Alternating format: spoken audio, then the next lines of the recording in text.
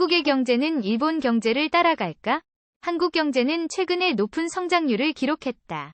금년도 2분기에는 0.4% 성장률을 보여줬다. 이는 일본 경제의 0.3% 성장률보다 높은 수치이다. 하지만 일본 경제가 여전히 한국 경제에 앞서 있다는 사실은 부인할 수 없다.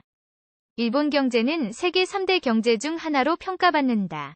그만큼 경제 규모와 기술력, 경쟁력이 큰 장점이다. 한편 한국 경제는 지금도 세계에서 주목받는 나라다. IT 기술과 자동차 산업을 중심으로 높은 경쟁력을 보여주고 있다. 특히 삼성전자와 LG전자와 같은 대기업들의 성과도 큰 역할을 한다. 하지만 일본 경제와 비교하면 아직은 한참 남은 길이다. 일본 경제는 세계에서 선도적인 역할을 하는 나라이다.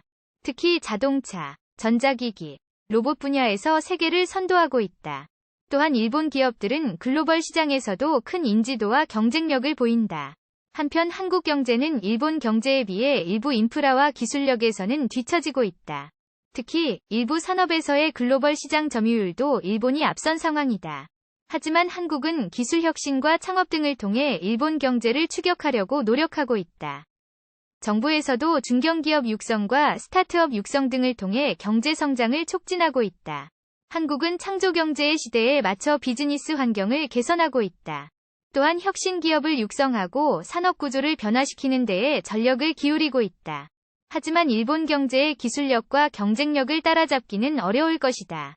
일본은 오랜 기간 동안 경제 선두국으로서의 위치를 유지해왔다. 정부와 기업, 학계, 시민들의 연대로 경제를 발전시켰다. 그 결과로 세계를 선도하는 기술력과 경쟁력을 보여주고 있는 것이다. 그렇다면 한국 경제는 일본 경제를 따라갈 수 있을까? 현재로서는 한국 경제가 일본 경제를 따라잡기는 힘들어 보인다. 하지만 끊임없는 노력과 혁신, 그리고 지속적인 발전을 통해 가능성은 열려 있다. 한국 경제는 이미 여러 분야에서 성공을 거두고 있다. 기술 혁신과 창업, 그리고 글로벌 시장 공략을 통해 일본 경제를 추격할 수 있다. 특히 인공지능, 빅데이터, 로봇 등 미래 기술 분야에 주력하면 가능성이 커질 것이다. 또한 한국 기업들은 글로벌 시장에서 더욱더 활약할 수 있는 기반을 갖추고 있다. 성공한 대기업들의 성과와 창조경제 시대의 도래로 한국 경제는 성장 가능성이 많다. 따라서 한국 경제가 일본 경제를 따라갈 수 있을지는 시간이 알려줄 것이다.